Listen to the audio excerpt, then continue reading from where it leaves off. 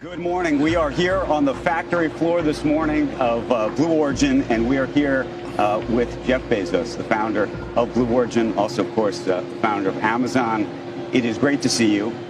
This is remarkable, by the way, just the scale of it. We've been talking about it all morning. But of all the people that we could talk to about everything that's going on in the country right now, in the economy, AI, jobs, space, we want to talk to you. And there is so much to talk about. We're going to touch on that, policy, politics, and so much more.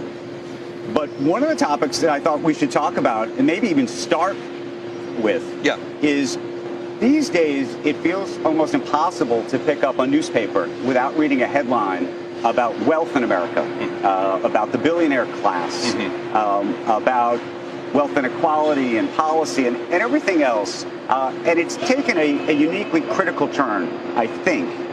And I'm so curious, before we even get into everything else, what you think about that right now. Well, first of all, Andrew, I'm glad you're asking the question. I think it's a really important topic, and I think it's an important one to discuss, because I see the same thing you do. You know, you see it in a bunch of headlines, you see it in a bunch of places. And I have been thinking about, like, what is driving this? Because it does seem different from 10 years ago, and I think what's going on is that it's kind of a tale of two economies. So you have a bunch of people in this country who are doing really well, but you also have a bunch of people in this country who are struggling to pay rent, groceries, and so what's happening here is politicians are using the kind of age-old technique. So there's this tale of two economies, and they're using this age-old technique of, picking a villain and pointing fingers. But the problem is that doesn't solve anything. And so, like, if you want to help the group of people who are struggling, you have to figure out real root causes and solutions, and that takes skill. It's like the way if we have a problem at Amazon, the way we would fix it is we would go in and we'd do the 5 whys and we'd try to get to a root cause. We'd try to find a root fix. And then when we fix it at the root, you're fixing it forever. It's a real solution. And what we don't do, because it doesn't work, is just point fingers and blame people. It might feel good for 10 seconds, but doesn't accomplish anything. And so what could you really do? So, like, do you have a plan? I have some ideas. I have some places to start. So, I started thinking about this and doing some research. A nurse in Queens who makes $75,000 a year pays more than $12,000 a year in taxes. Does that really make sense? So people talk about, making the tax system more progressive. How about we start by having the nurse in Queens not pay taxes? Why is a nurse in Queens who makes $75,000 a year paying more than $1,000 a month in taxes? That's $1,000 a month that could help with rent or groceries or anything. And so, and by the way, do you know what that all adds up to? The bottom half of income earners in this country pay only 3% of the taxes. It's only 3%. We can find 3%. So we don't have, it's a small amount of money for the government, that. And really, and the more I thought about it, to me, it's kind of absurd that we're doing this. We shouldn't be asking this nurse in Queens to send money to Washington. They should be sending her an apology. It really makes no sense. Okay, but then on the other end, the question is, should you be paying higher taxes to pay for the 3% component part of this that you think is going to need to be paid for, if not more than that, given the debts we have? It's certainly a perfectly valid policy debate to say, do we want an even more progressive tax system? So, the line that gets quoted all the time is, the wealthy should pay their fair share. And we can argue about what the fair share is. That's a policy debate. That's okay. But the vilification is the thing that's just the distraction. And by the way, if you really are being honest about it, we don't have a revenue problem in this country. We already have the most progressive tax system in the world. The top 1% of taxpayers pay 40% of all the tax revenue. The bottom half pay only 3%. We have already, and I think it should be zero. I don't think it should be 3%. Right. I think it should be zero. So we'd be making it more progressive that way. We actually have a spending problem, and that's a skills issue. I mean, let me give you an example. The New York City school system. Right. They spend $44,000 per student.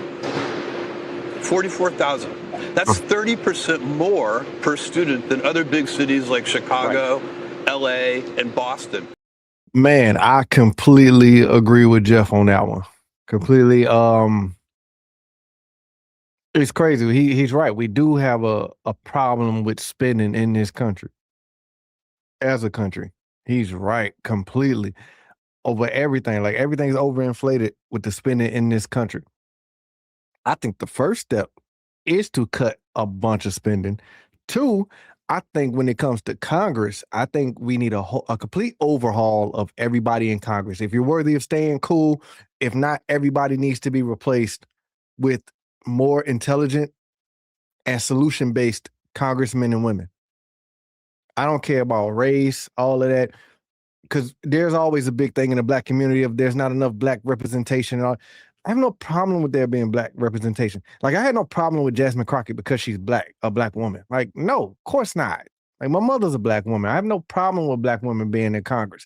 Do your thing. I'm like, but I actually help. Like, don't just be sitting there and just throw hatred and racial this and that or whatever. Like, actually help. Actually do something.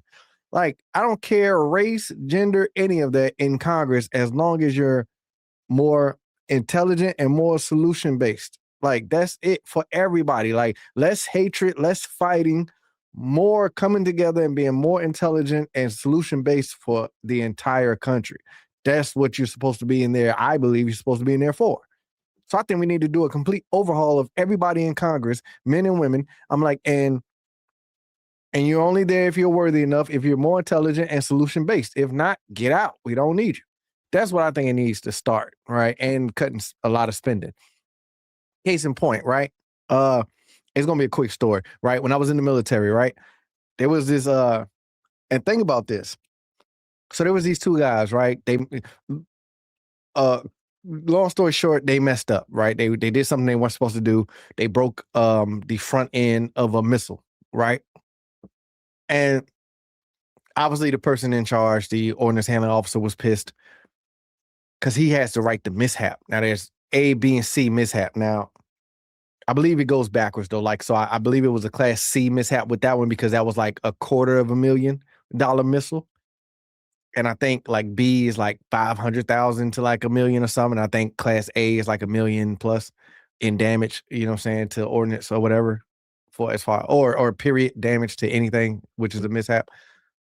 I think that's, if I remember correctly, that's how it works. But anyway, that one missile, because it's completely done until it gets fixed, right? That one missile was about $250,000. And understand this, it's one of the missiles we don't even use. We haven't had to use, but we train with it, but we haven't had to use it. Like, not only that, even smaller than that, right? The Navy will sit there, or the military period will sit there and go to these companies for like something like screws and bolts.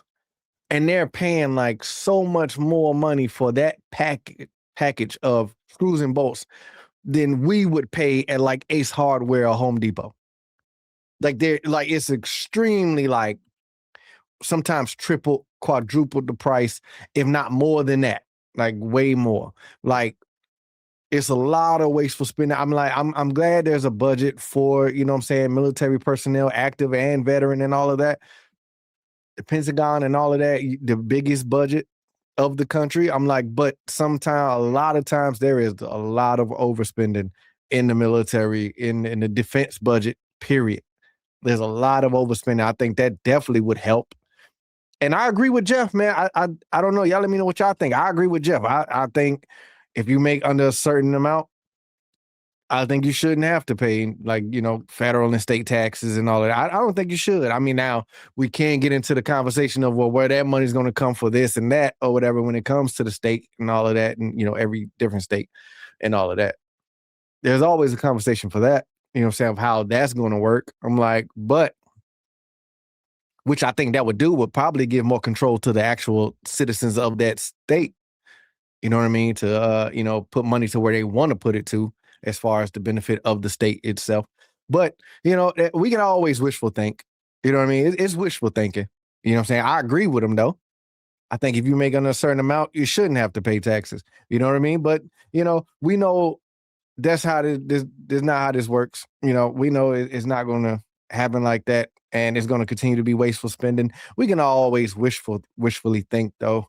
Like I wish what he said was right, and I wish if you make under a certain amount, you don't have to pay taxes, or you don't have to pay taxes, or it wasn't so much wasteful spending. You know what I'm saying, and abuse and fraud and all the other stuff that just affects the taxpayer. You know what I mean? I just wish it was none of that affects the taxpayer. You know what I mean? But it's where we currently live until we change something about it or do something about it, as far as whether policy and all of that, So let's hope soon at some point that it changes, or we actually change it. You know what I'm saying? We actually fight for it. You know what I'm saying? Or get somebody in there that's going to fight for it or something, Let's see some difference, some change. Like, let's see some actual benefit for the American people. Let's see it. At some point, let's change that.